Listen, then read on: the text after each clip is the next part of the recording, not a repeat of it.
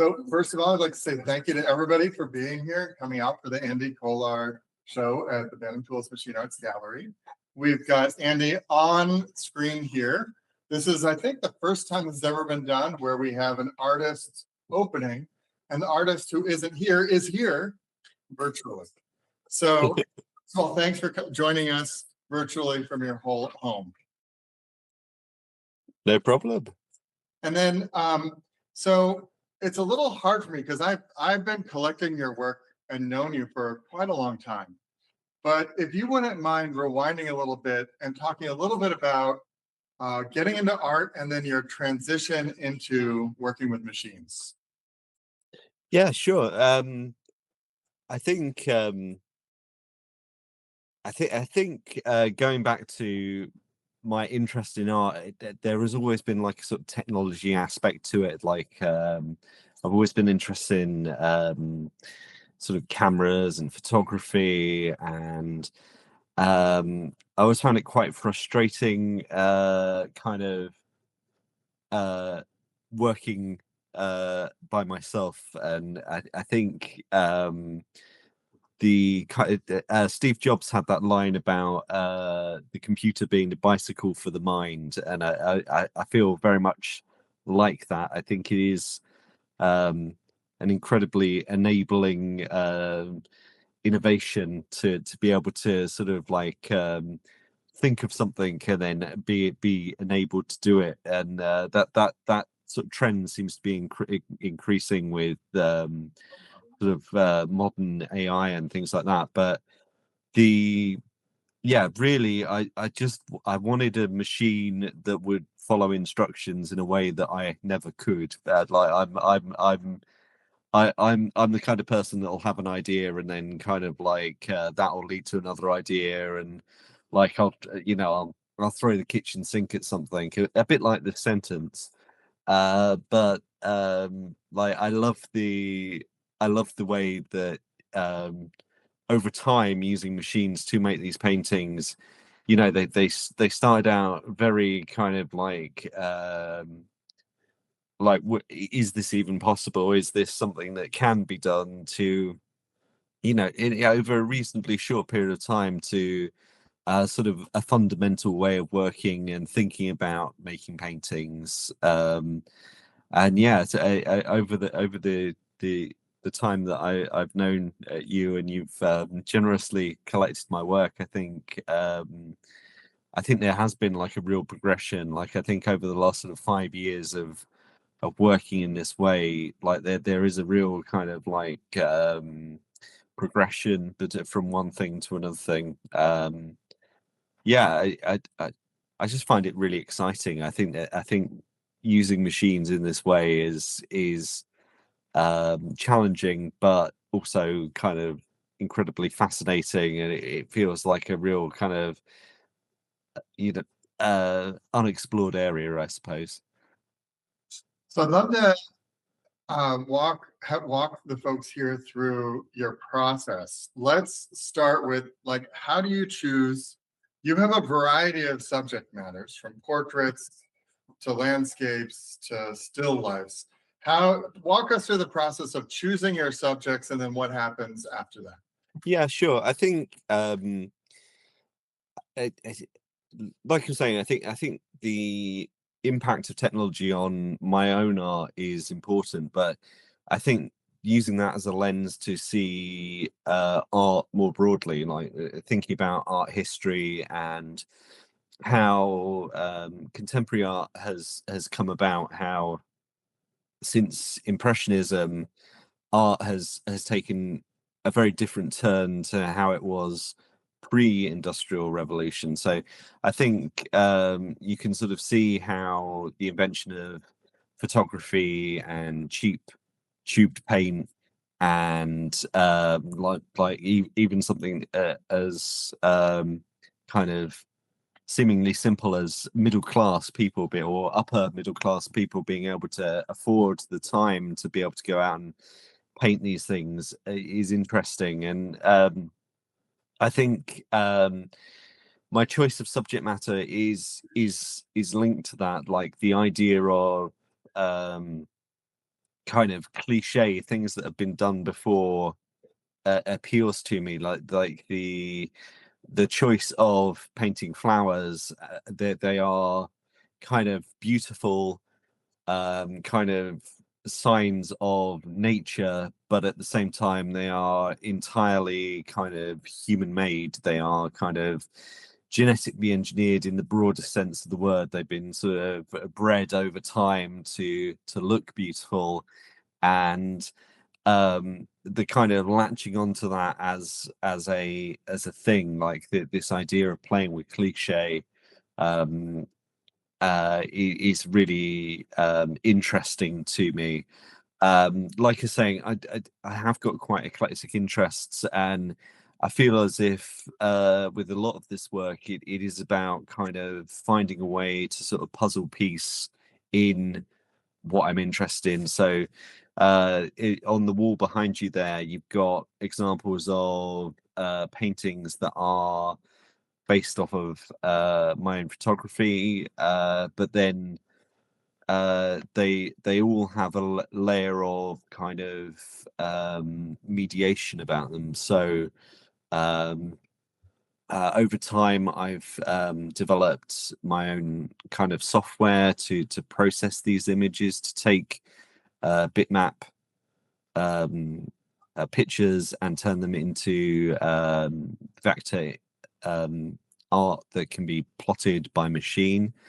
And they're also kind of like images that I have kind of been through a process. So some of them are so I think particularly like the poppies are based off of AI generated images, or so AI images that are based off of my own pre-existing photographs that then have been kind of trained back round to the point where, you know, maybe they're sort of 3 or 4 generations deep of kind of like this kind of cultivating of images.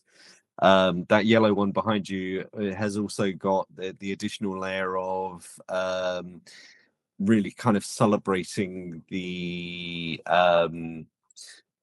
dithering pattern of how images are translated. So this kind of tension between the organic and the mechanical is really emphasized. So that one in particular has got this really kind of exaggerated pattern.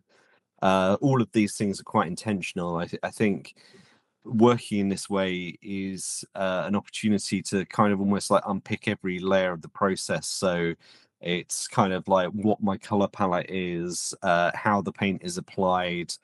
You know, is it kind of a grid of brush marks, or is it something more organic? How many times through the machine does it go? Do I allow variances in how the paint is applied? All of these things are kind of question marks, and yeah, it's a bit like kind of a bit of a chess game sometimes, in terms of like thinking about the thing that you want to make and how you can bring that to fruition. So I mean, people come over to my house, and my house is filled with your paintings, and they're like, "Oh, you like daffodils and roses," and they immediately recognize that these are paintings of flowers that fill my house, because Danielle loves flowers, so it makes it really easy to just saturate the house with.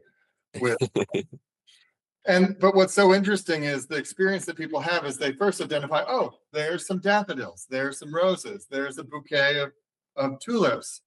And then they go, wait a second. And they get closer, and they have this other experience of the materiality of the brush strokes, of the smushy nature of oil paints on canvas, that is just absolutely impossible to read. Like, there's no digital experience with the physical object once it's transitioned into the from your digital process into the physical process. Another one of my favorite things that I saw on your Instagram a long time ago is you had an easel set up outside.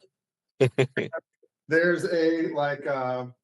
there's a natural scene in front of you, and you're like sitting next to the machine, and the machine is painting the natural scene. And you get to see this, like, here's the natural scene in front of you, here it is on the digital canvas, and there you are standing next to your easel, sort of maestroing, orchestrating the process. Because it's not a totally, like, I think some people might look at this and say, like, oh, this is an automatic process. I don't think that's true. Can you break people down into a little bit about just like how a work piece comes into existence? Yeah, I think it is interesting because I think with all kind of technologies and processes that there is this kind of innate human reaction to it where it's like this is wrong, this shouldn't happen. So like when novels were first published, like it was like the death of human language kind of thing. And I think we are quite hesitant to embrace certain kind of changes about things.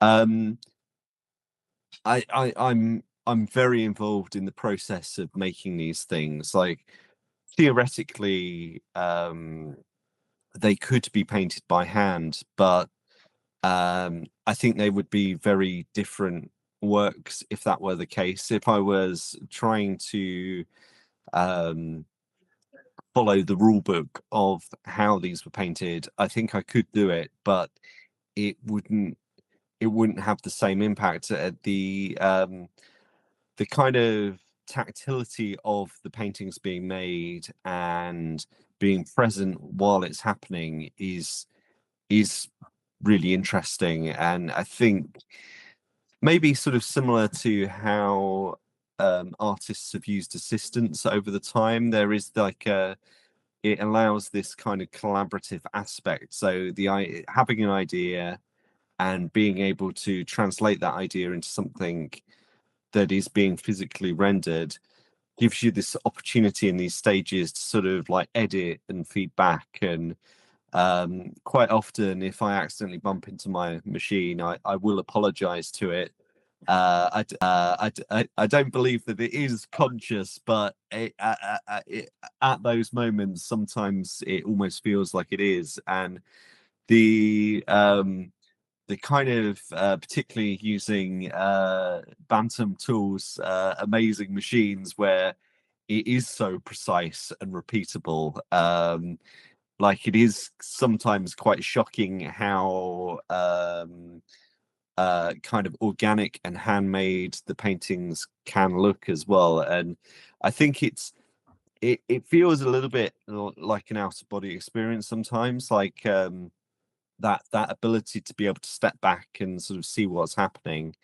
And also the fact that these machines are kind of magically working by themselves. Like the sounds of them uh are musical, and you're almost like watching a painting develop like a photograph in a dark room is is quite a magical experience.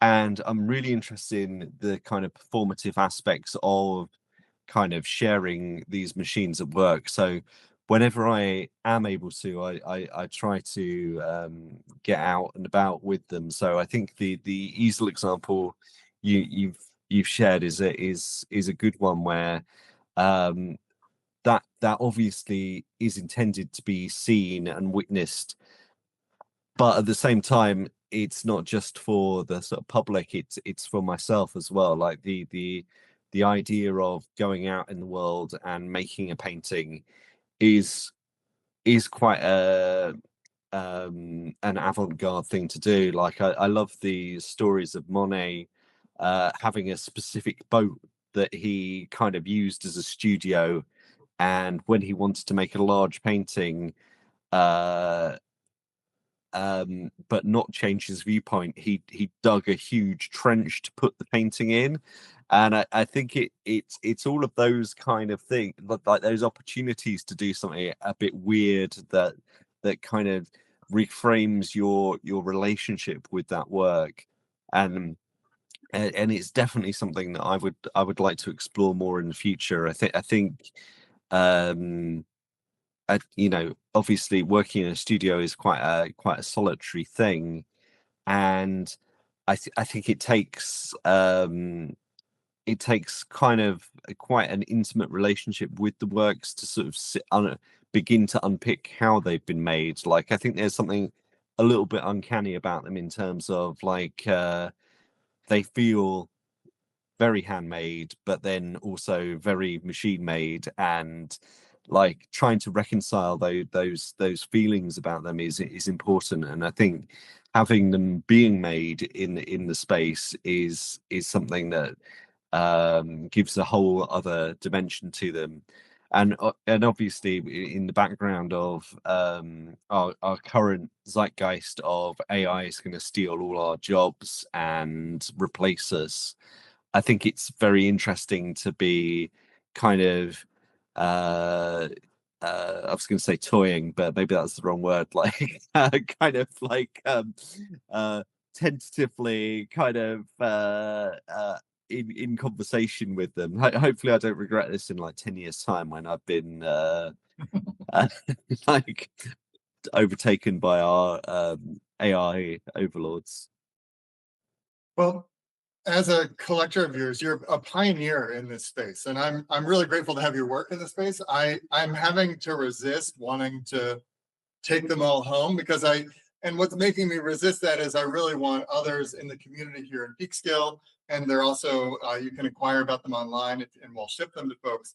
But I want more people to live with them because they do have this. You talked about it being uncanny, but it's actually quite, one of my qualities of when I live with art is I want to be able to, and it shouldn't be like a one-liner, right? Like I want to be able to see it and see new things or have different sort of experiences with the art, and your artwork does that.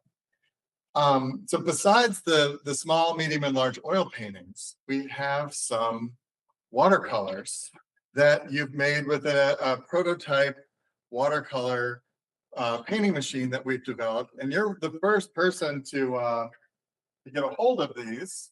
I'm holding them up; it'll be really small in the video, but you got them there too. Great, yeah, I have some of them as well. Talk to me a little bit about the difference between painting and watercolor painting, or like oil painting and watercolor painting, I guess. Yeah, I mean, I think it's it's a whole different set of challenges, and I think one thing that is really interesting about this is that the well, you were saying that this is groundbreaking, doing a Zoom call private view thing, but I love the idea of I've got the machine behind me, you've got the machine in the space. We can share files and kind of specify the artwork, and I think that that already is a whole other area to explore in terms of means of production. I love the idea that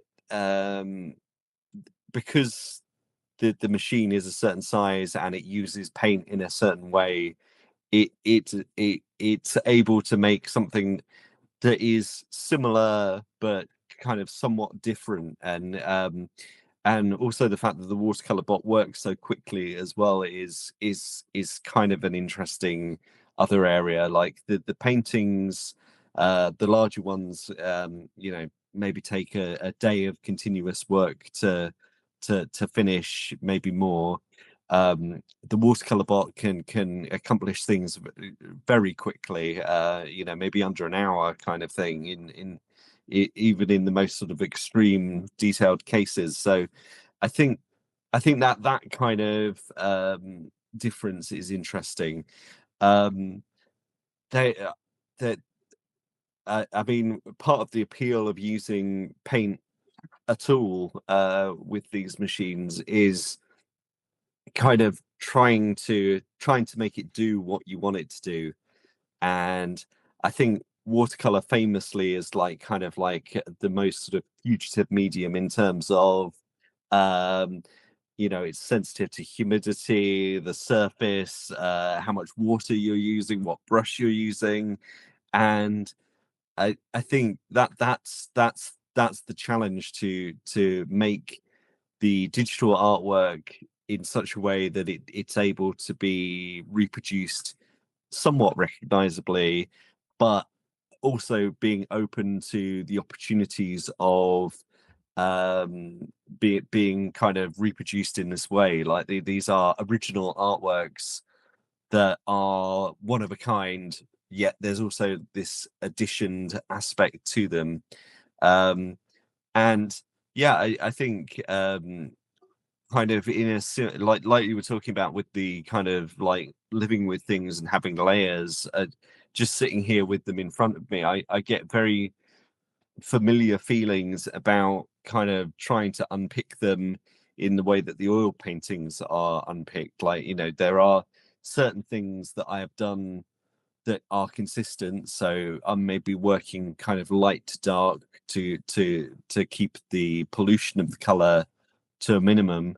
Yet I'm looking at certain things like the way in which the color bleeds is really interesting. And with the watercolor bot being able to do the entire painting in a single hit, I think is quite important. So the way that it's able to clean the brush and then move on to the next color is really important to me. So like the idea that this is working wet in wet, and embracing the kind of the bleeding of the color, and the, you know, the slightly chaotic environment in which it's trying to hold things together, I think is super fascinating. And again, I think uh, like I wouldn't necessarily have thought, you know, I've been thinking about painting with machines probably for about 20 years, like, and well, longer, 25 years, and maybe since I saw the original watercolor bot. And I think one of the things that is fascinating is I don't really feel like that using the machines is the limiting factor with the artwork. I feel like there is so much potential in here for investigation. And yeah, and I mean, talking with you now, I'm getting really excited about, maybe it's just because towards the end of the year, but I'm thinking about, oh, we could do this and we could do that, and yeah, so many ideas. One of the things I like about the experiment we're running is like we have, you know, paintings like this, which are exclusive, one of a kind paintings. I'm not, you make with your oil paintings, you make one of them and then you move on to the next one. With the watercolor partnership we have, where you're making them there in Bolton and we're making them here in Peekskill, with the same digital file, we're it's more of a print making, sort of like it's more of an unlimited edition, and we've made it much more affordable. And part of Yes. that is a spirit of, let's get people hooked on living with art, right? Like it only takes one piece of art for you to put it on your wall, for you to start a major addiction. And um, and I love that we have this experiment because it's affordable. And then we've also, Zach was telling me he was running two pieces, one after the other, and they're not the same. They're both beautiful, but because maybe there was like 40 minutes in between it, the second one didn't have quite as much of smush. It had like some of the pigment had dropped a little bit, and it was a little bit more lighter, where the other one was more intense. But they're the same digital design with exactly the same setup, but just 40 minutes different. And there's a little bit of variation. So I think it's also, even though it's an unlimited edition, each one is still special. If me and a friend were each to get the same one, we would sit there and be like, oh, which one? What? Da, da, da, da. Like they're a little bit different. How are they different? How are they the same? And Mm. it's such a cool experiment to open up your. Thank you so much for doing the experiment, so we can get more people obsessed with both collecting art and connecting to your work. And then also just for exploring the frontier of how art can be made and put out into the world. It's exciting. Yeah, I totally agree. Yeah, I couldn't have said it better. I think it's a good time for us to wrap it up. Is there anything that I didn't ask you that you wanted to make sure to say? Anything before we close it out?